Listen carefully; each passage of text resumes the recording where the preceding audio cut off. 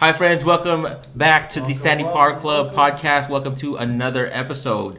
Again, a reminder, Sandy Park Club podcast offers you the latest golf news, Sandy Park Club merchandise, local club tournament information, and showcases various guests and products of the golf industry. Don't forget to also check out our Western Gales head cover, 1-of-1 head cover. It's a hybrid head cover. If you haven't seen yet on the first episode of the podcast, check that out because that is still something we're going to give away. I'm thinking giving it away probably on our 10th episode. 10th episode? Yeah, so this is episode 6, so maybe 4 episodes away. We'll probably do a giveaway for that. So please, if you're following, please like, comment, subscribe. Tell your friends, your other golf buddies. Share. We have this podcast. Support, please. Download it if you don't have time to listen to it. Right. Downloads help us a lot. So you're more than welcome to download this audio version of the podcast by going into whatever podcast platform you're using and downloading the actual episode. So definitely download the episode as well. Please do. We wanted to give a shout out to our friends at the GOLF BETTOR app, and that's Golf BETTOR, which means it's a betting app. Me and Eli had the great opportunity to try this out this past weekend. And basically, it's a golf app that allows you to track your side bets for avid or recreational golfers.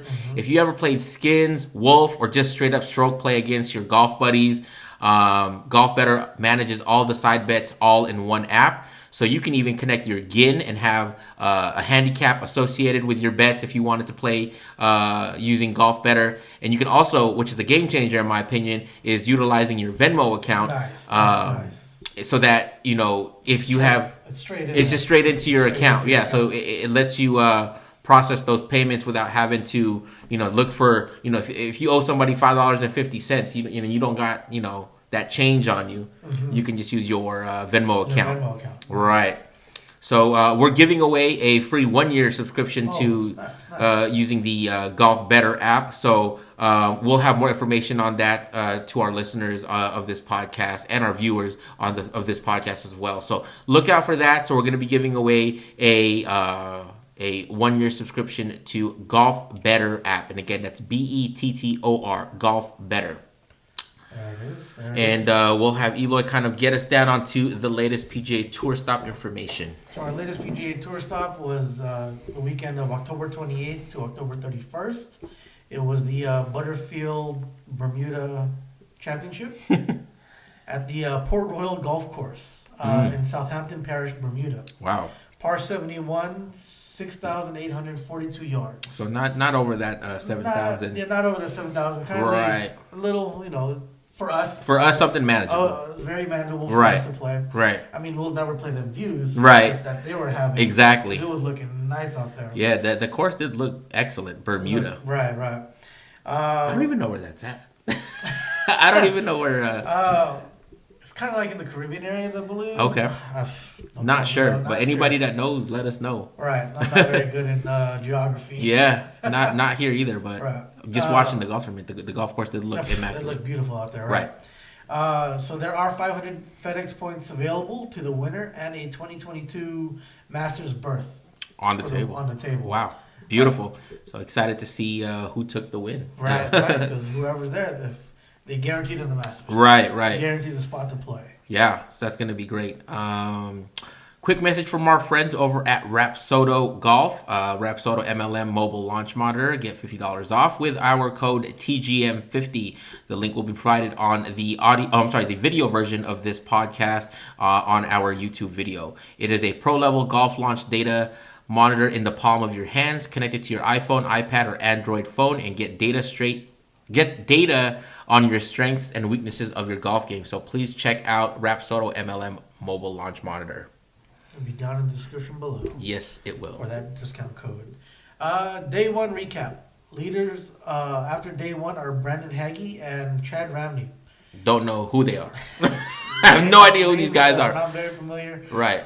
They're both at -6. Sure. Vincent Whaley is in second at -5. Danny Lee, Garrick Higo, Seamus Power, Kiradek, Happy Barn Rat, yeah. David Skins, aka Arm.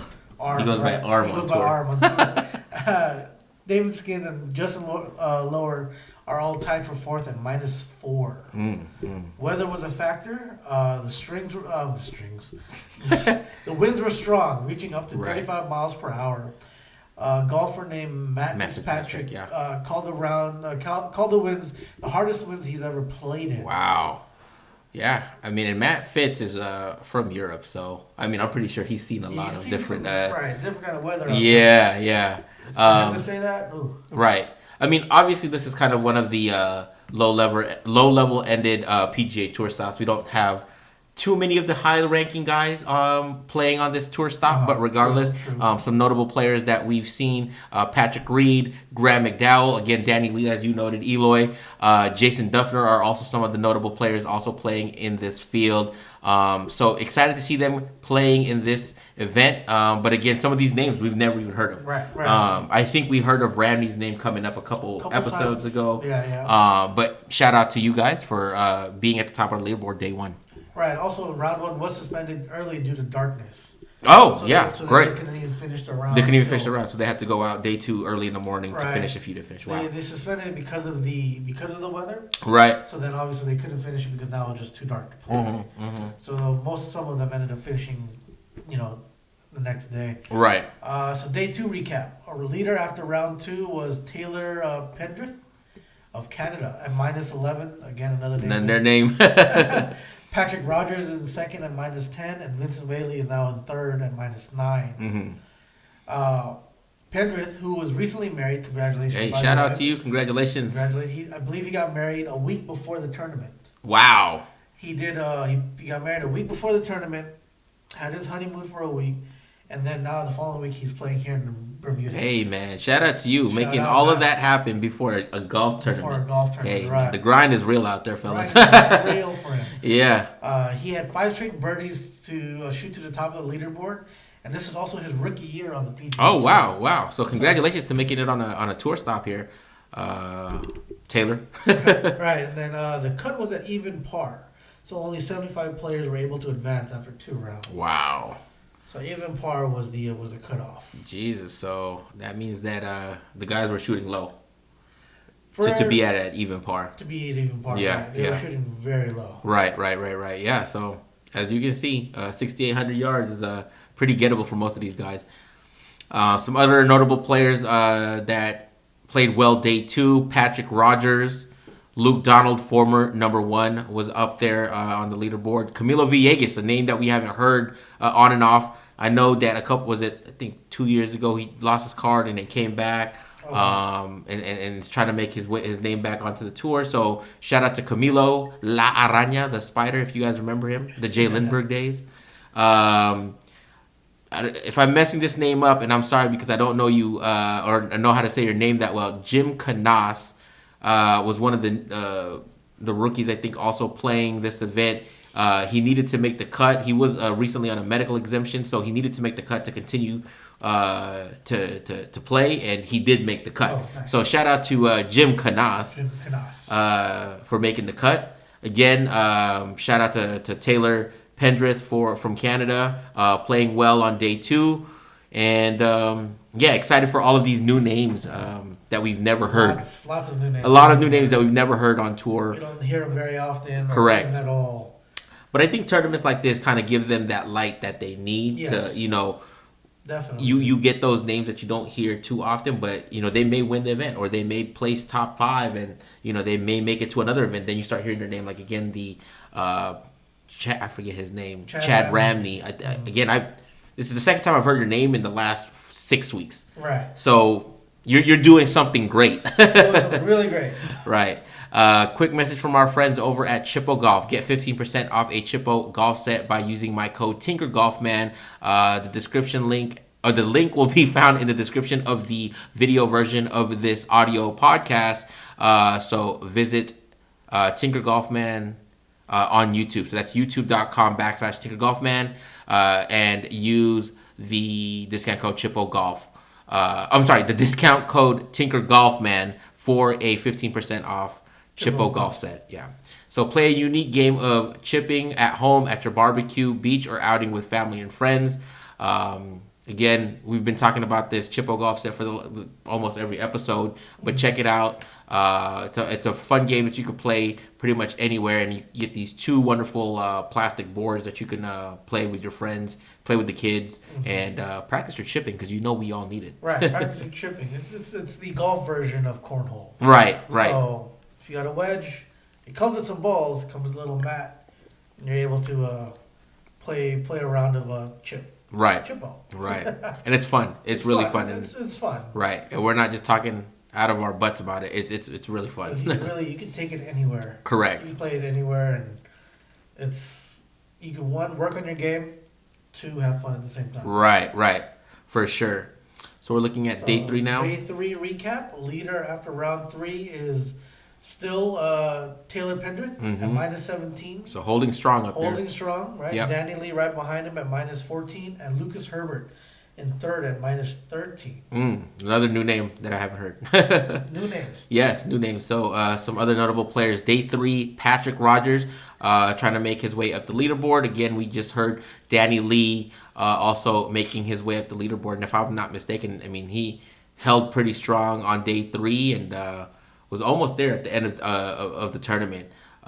Peter Malnati also making a good run on day 3. 16-hole Taylor Pendrith makes a 50-foot birdie on hole 16, and there was only 4 recorded birdies of the round that day. Wow. So great putt for 50 feet, and if you're one of the 4 that made that birdie, it was a tough hole. From what I was watching, it was super windy, so it wasn't easy to hold that green.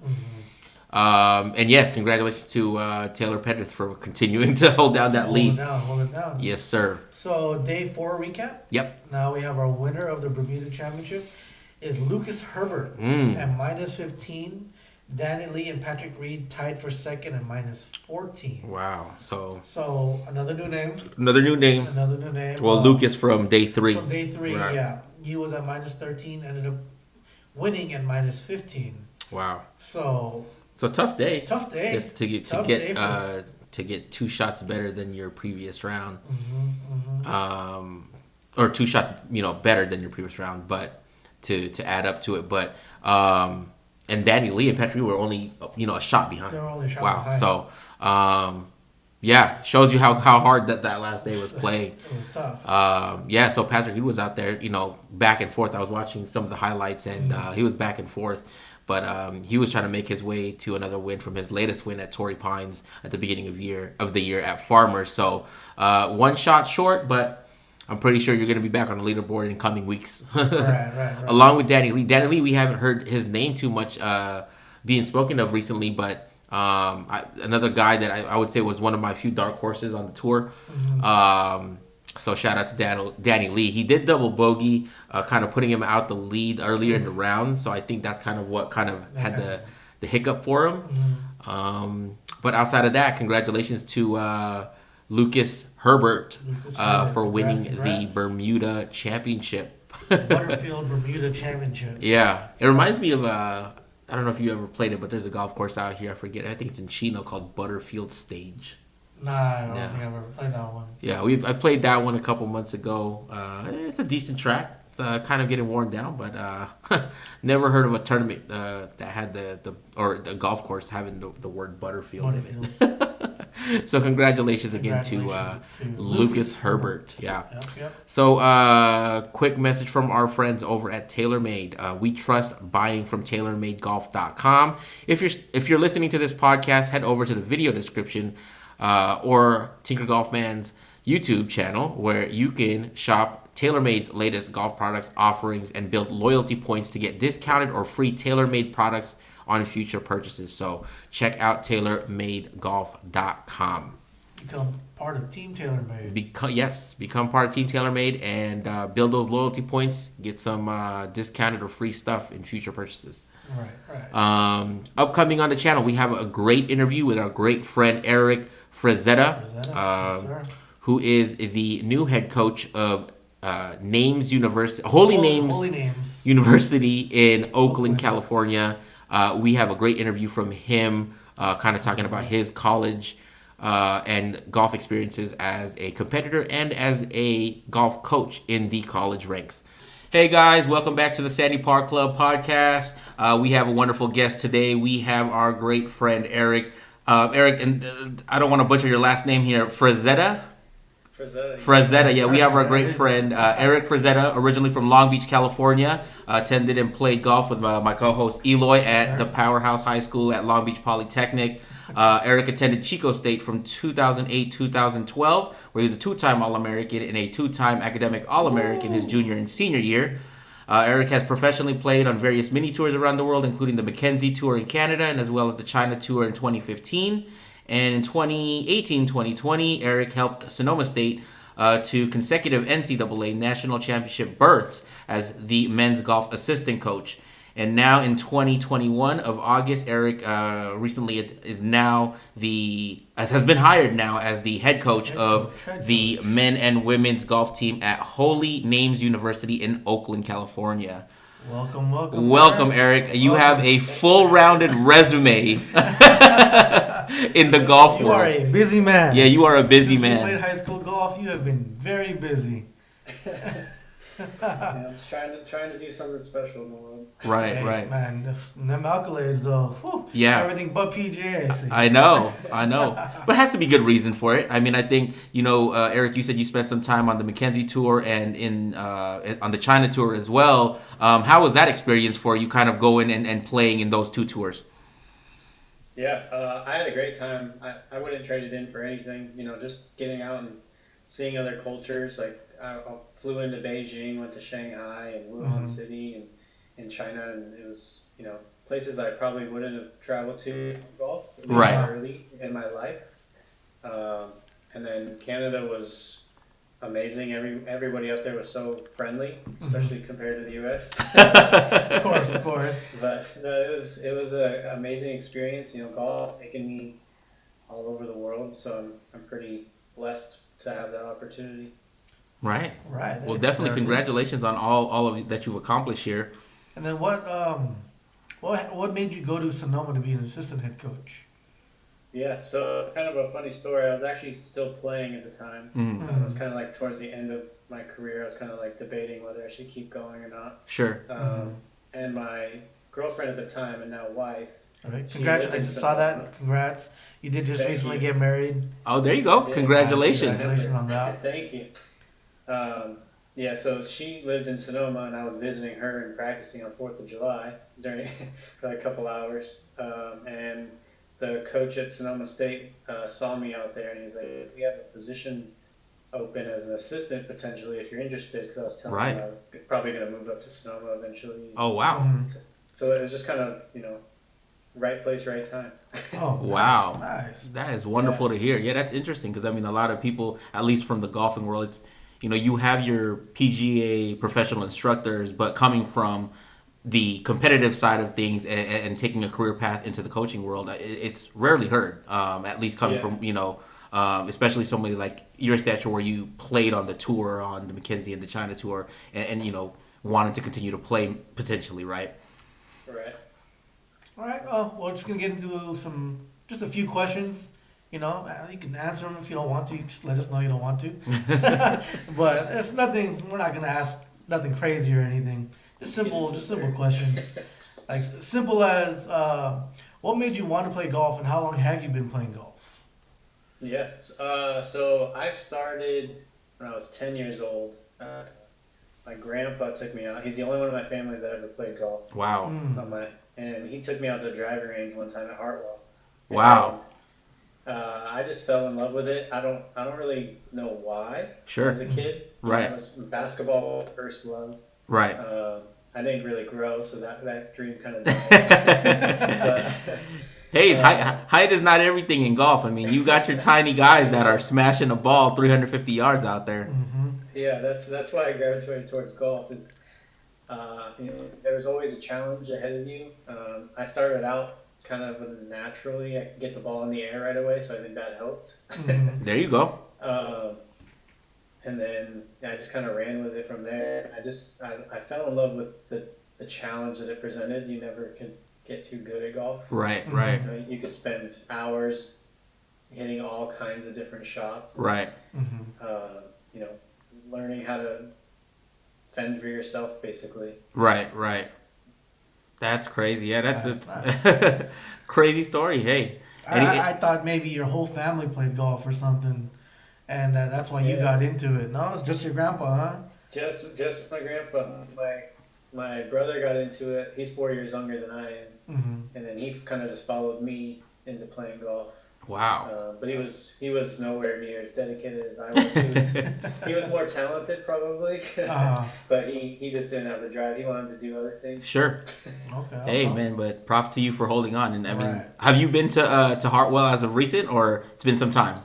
It's been some time. Yeah. But I know I saw that you were out at the Skins game, I think, or something like that. That if they still have that at Hartwell. The Wednesday one? They do still have those. Yeah, it's still out here, and then these guys are still making that money out there. Right. Yeah. Pots are pretty big right now. Yeah, pots are big, but I will tell you that it's you know the area. I mean, Hartwell is one of the very few golf courses that stays late out here in Long Beach, so it is packed every night, and guys are waiting 30 minutes to almost a full hour of just standby time, just trying to get a stall now. Right. Yeah, so we're very limited in range time, especially when everybody wants to get off work and use the range. But Hartwell is a powerhouse still. That's good. Yeah.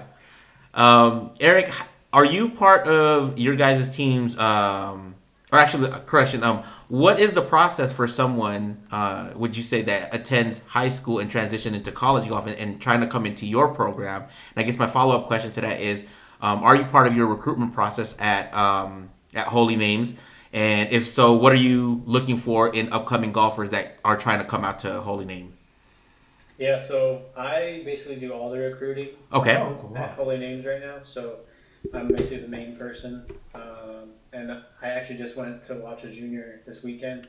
Wow, nice. Playing at Silverado, so it's I kind of look. Everyone's good player. Everyone has their strengths and weaknesses. I kind of look at how they keep their composure on the golf course. Right. What their thought process is a little. I mean, from what I can see at least, like they're evergreen short-sighted. Right. Usually not a good sign. Right. But so basically, you wouldn't be recruiting me or Eloy anytime soon. We got walk-on spots available. Right. There you go. Walk right off. Right. How they interact with their parents is a big deal. Sure. Okay. You're looking for kids who are coachable. Sure. Who can take criticism without being defensive all the time. Right. Right. And then you're just looking for kids who kind of show a passion. They're self-motivated, because that's a big part. Like, I can only spend during season 20 hours with an individual. Okay. For the whole like every week during the season. So right. There's a lot of times where you're going to be on your own. Right. And as you talk to people, you kind of realize, hey, this kid's really self-motivated. He wants to get better. You can tell the kids that are naturally talented, that aren't practicing as hard, but they're really gifted. It's tough when they go to college for the first time, and they're on their own for the first time. For the first time, really telling them right. what to do. So you really can tell who grows from that situation, is kind of all in on golf, and the ones who are ready to just explore life and figure out their way. Right. And I'm not too familiar here, Eric, but how many golfers do you guys have on each on the college side? Because I'm not familiar, but how many kids do you guys have playing for you? Yeah, so this year we have a bigger team at Holy Names. We had 14 on the guys' side. Oh wow! Okay. And 10 on the women. Okay. My ideal would be somewhere between 10 and 12, just because it's, especially right now, because it's getting difficult to get tee times for 4 groups or 5 groups. You don't gotta tell. Man, we already know. Here down back at home in Long Beach, it's a hard ask to get a tee time as a single or even with just a couple buddies. So we feel your pain, man. Yeah. But so that's kind of where we'll, I think, 10 to 12 range. 10 to 12, okay. And from across the country, or are they kind of all more localized, closer to you guys, or how does that work in terms of finding your guys' prospects? Yeah, I look everywhere, Sure. anywhere. Right now, I came into the team and it's about half and half international and then half, domestic kids. Oh, wow. There's only a few that are actually from the area. There's a couple from Davis and Right. a couple from the Oakland area. Wow. But because we're kind of a small private school. Right. There's more opportunities for internationals to come in. Right. So that is great to hear. Wow. It's kind of neat. You Yeah. get to, experience a lot of different personalities and Sure. cultures, and it's a good experience for everyone, I think. Okay. Cool. So we talked about how you became the head coach, or an assistant coach and the head coach. But is there like a status you need to become a head coach? Like, is there like, you have to play on the tour, you have to, hold a certain rank? Is that what it is? Not necessarily. It's kind of a lot of the jobs want you to have some experience. Of Sure. course, of course. Coaching or teaching or, playing as it's kind of depends on the school. Some schools, the athletic director values professional experience. Right. Some is more looking for, a teaching professional who is good with developing programs or kids, Right. athletes. It just kind of depends on which situation you kind of go into. Right. I know, like, master's degrees are kind of preferred, Mhm. but not necessarily Required. Right. Yeah. There's no real Status. I guess you could say, like, you don't need to be a PGA pro or Right. you don't need to have played before, as long as they feel like you're going to bring value to the program. To the program. Sure. Okay. Well, I mean, It makes sense, right? makes sense as long as you can do Yeah. your job efficiently, correctly. Right. Yeah. So now, Get some wins. now as a coach of Holy Names, what does a day of work look like for you? Yeah. Like during the season? Yeah, during the season, if Whip we the don't kids have up to some- shape. Yeah, if we don't have a tournament, I'll get up Monday morning at usually 4:30, 5 o'clock, and then we have practice at 6:30, 7 in the morning. We usually playing 9 holes Monday, Wednesday mornings, Oh wow. Okay. and then on Tuesday, Thursdays we'll have workouts in the morning from 6 to 7 for the men and 7 to 8 for the women. Okay. And then we'll have practice on Tuesday, Thursdays for just a couple hours, and then Friday afternoons we'll try to go play as many holes as we can get in, basically. Right. Right. And then if we're traveling Right. tournament week, we usually leave Sunday morning early, Mm-hmm. travel, play our practice round. Monday for the guys, they'll play 36 holes, Ooh. and then they'll play 18 on Tuesday, and then we'll come straight back home. Ooh. Or for the women, we'll just play practice round Sunday, 18 on Monday, Tuesday, and then come home. So it's fast paced. It's constantly, Yeah. You're So everybody moving listening out constantly. there, a lot of golf, A lot of golf. a lot of golf, and you golf gotta is grind hard. Right. You have to want to be a collegiate athlete. if you Right. play. It's not Yeah. kind of just like, oh, I'm gonna play golf just to play golf in college. Right. This is real dedication where Yeah. you have to what's it called? And it brings up back to Brian Europe that we talked Yeah. to. Yeah. He is a collegiate golfer, and he was saying that it's pretty busy. Right. Right. It The is schedule is different from high not school golf. as leisurely as it may look like. Right. Right. Just because golf is Yeah. involved, there's a lot more to it. So I think that's definitely a great takeaway is that, especially being a collegiate athlete, there's way more involved than just going to play 18 or even practicing for an hour. There's a lot more involved to it, right? So Right. I believe it. Eric, do you have any coaching philosophies or anything that you kind of impose upon the students coming into your program? Yeah. I'm a big on just communication. Okay, sure. I want us to be transparent with each other. If there's a problem, I want them to bring it up. If they like something, I want them to let me know so Right. we can keep building. Right, I'm trying to learn on the fly, just like they're trying to learn from me. right, I'm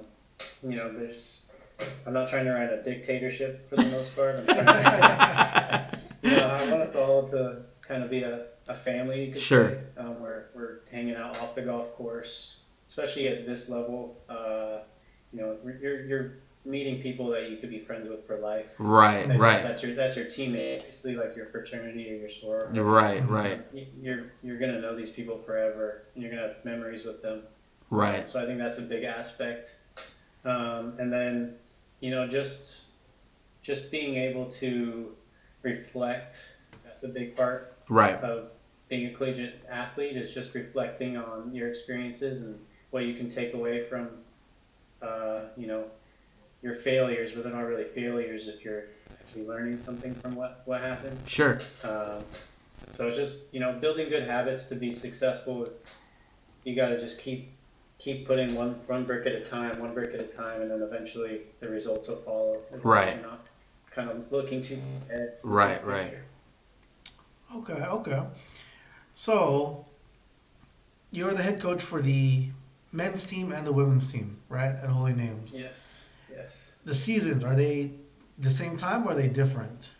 Same time. Wow. Okay, so and then you did mention for the men's you play 36 and then you play 18. And for the women it's just 18, right? Yes. So what other difference is there for practices for them? Like you say, okay, on Monday and Wednesdays you guys golf 9 in the morning, right? Mm-hmm. And then you guys work out Tuesdays, Thursdays. As for your workouts, are you working out the women the same you are with the men, or are you changing it up for the women? Actually, keep it pretty much the same. Same basic movements, at least. Right. The weight might be a little bit different. Sure. But other than that, everyone's kind of equal. Right. And putting in we'll do the same. We'll do the same drills with, the women as the men. Okay. But like individually, there might be a few different aspects of how you communicate. I think that's one of the big things is just how you communicate with the women's team and the team could be a little bit different. And that's kind of different with everybody. Everyone kind of has their own way of learning. Right. So it's just trying to figure out how is best to, communicate with that student athlete during that time. Gotcha. Yeah, makes sense. Eric, what are some challenges of being a coach at a university? Probably a lot. Maybe some top level ones that you can just kind of rub off real quick. Yeah, well, I know being in Oakland, there's not always a lot of availability at golf courses. Sure. Because, it's a big city and practice access is kind of limited. Sure. We're not Stanford or their own golf course. Right. We have resources, so that's always a big hurdle. But that's basically anything. Right. It's just sometimes things can go a little bit slower than you'd like. Right. Things push through the system. Right. But then again, they're also trying to run a school that's not only focused on one athletics. Right. And specifically the golf team. Sure. Totally understand. Makes sense, yeah. What milestones have you reached either as a coach and or a golfer? We named a couple already from. You've named quite a few. Yeah, we have a couple on the resume. Being such a new coach, yeah. What would you like to achieve as a coach? I'm just big on being competitive. Yeah. So if my teams could just every tournament just kind of be in the hunt and being competitive, whether we pull it off at the end is kind of irrelevant, because I feel like if you keep putting yourself there, eventually it's going to happen. Right. But just being in the mindset that we're never giving up. We're putting in all we're sacrificing to get where we want to be. If they can, or if I can have teams that are just doing that and they have each other's backs when we're out there. Right. Not that it's like football where you can tag your person next to you and you guys are holding the line. Right. Quarterback, but at the same time, at your school, you never know what's happening in front of you or behind you. So, I think a big thing is just never giving up, and then eventually, I would love to win a national championship. Oh yeah, for player, sure. Of course. As a player, that was the answer I was looking for. As a player, we finished second, or as I was a player at Chico, we finished second and third. So I'd love to get the win. Right, of course, definitely. Of course. There it is. And Eric, do you still compete currently, or is that off of the table as of where you're at right now in your career? I'll play a scramble every now and again. Sure. No, I don't play very much other than, with my friends, or I haven't really played much golf. I've just been running around. Right. With folks. Being a coach, as you should be. Trying to help them get to Right, exactly. the best they can be. You have your light. You had your light. Now it's their light to shine, right? Exactly. Being that you played around the world, what's your favorite golf course, either local or international? And what is your best round of golf that you've played? Yeah. Favorite golf course? That's a tough one. Because you've played many. I used to caddy at Riviera for. Oh wow! Oh, wow, did you? Nice. And Riviera is kind of top of my list. Oh yeah. Cypress Point was. Ooh, amazing haven't also. been there either. Yeah. Look at me. Yeah. No, I do the marketing for Tiger's event when we have Genesis come around, and I've yet to play the golf course. So all my coworkers hooked me up one time. It's a good track. It's a treat. Yeah, It's a treat to play. definitely. What is your best round of golf that you've had? First round of golf. I was always more of a tournament player. Mm-hmm. All my best rounds were in tournaments. I mean, that's a good thing. No, that's a great thing. Yeah. I had probably my favorite round of golf was at the Wyoming Open. It's like a small event Okay. at Airport Golf Course in Wyoming, and I shot 61 in the first round. Ooh, there you go. So that was 59 watch on your head maybe while playing. It was close. Yeah. I shot 61 a couple times. One at Brookside and by the Rose Bowl. By the Rose Bowl, yeah. Right. Yeah, we still play events out there. Yeah, so 61. Yeah. Jesus. I gave a 61 on the front nine. Yeah, we haven't sniffed a 6 in front of our scores in quite some long time. Never. Yeah. But yeah, that was a highlight for sure. For sure. That's nice. Eric, a lot of our audience always wants to talk about equipment. What current equipment are you playing, or what equipment have you been playing? If you're one of the guys that likes to use older equipment and not need to rush to go get the latest and greatest. Yeah, I've never been one to, go get the newest driver Sure. or anything like that. I Sure. can trust what I have. Right. But I've been using, TaylorMade wood. Now I have the Epic Flash driver. Okay, Callaway, right. Callaway. Right. I actually have an old R15 hybrid Ooh, from TaylorMade. there you go. And the Aero Burner 3 wood. Okay, yeah. Which is not that far off. That's just a couple years off. You're not that far off. Not that far. No, not at all. And I have Strixon irons. Okay. In my opinion, some of the best irons I've ever played. Yes, and I will say highly underrated for a lot of people. I mean, they don't give them a second look. Underrated. Yeah. Yeah. A lot of guys don't give them a second look, but and then wedges, anything different there? Putter. Just Cleveland. Yep. Putters, I have a Odyssey number 7. Okay. Cool. And I've had that thing since 2014. Okay. Nothing's There you go. Hey. Don't worry. Don't. I'm still rocking those irons you gave me, Eric. I'm still rocking them. Oh, is those are from Eric? Okay, yeah. He still brings those out. He still brings those out. Eric's the one who actually handed me down those clubs. I recently got them regripped. Yeah. But I'm still using them. He's still using I'm them. thankful for them. All I'm using on the course, man. I'm like. I've been a Cleveland supporter basically my whole junior career. Sure. In college, so. Right. Current golf ball you're playing, or are you still using the same one from years back? Pro V1. I'm playing just the new Pro V1X. There you go. Everybody, I think everybody on your level of golf is still playing Pro V1. Right. Us down here, we play, what we can get our hands on. Whatever we get our hands on. Yeah. Well, ours has we have the Hawk logo on it from school. Oh, there you go. So hey, if you're getting those from the school, why not? Why not? Take advantage of it. Why not? Okay. And we'd like to end the podcast or the interview in the podcast with a little words of wisdom. It doesn't have to be golf related. Something that you've either heard or you live by. that you can share with our audience? Yeah. A motto I kind of always live by is, you don't grind, you don't shine, you don't eat. Grind, you don't shine. That's a beautiful one work, there. you don't eat. Right. Right. Hey, So, there's a few of them. that's kind of what my motto has always been. Is from that. It's actually from a rap song, I think from like Hey. high school or something. But Anything that resonates with you to, let anybody know a piece of, what you believe in, it works. So, It works.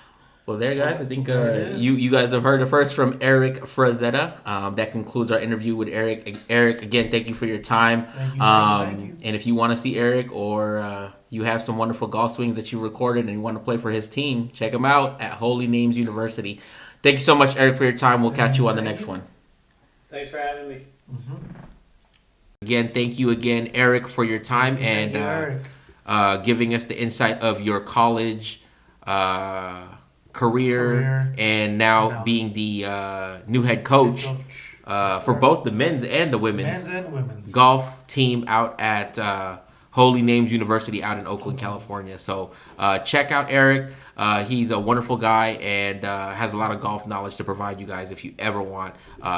If you're an upcoming golfer, check him out at Holy Names University. So we have our next PGA Tour stop coming this week. This week, our next major tournament is November 4th to November 7th. It is the Worldwide Technology Championship at Mayakoba in El Chameleon Golf Club in the Mayakoba Resort in Playa del Carmen, Mexico. Yeah. Par 71, 7,017 yards. Wow. I think they've played a couple of events. They've played a couple of events here in the past. Yeah. The golf course name sounds very familiar.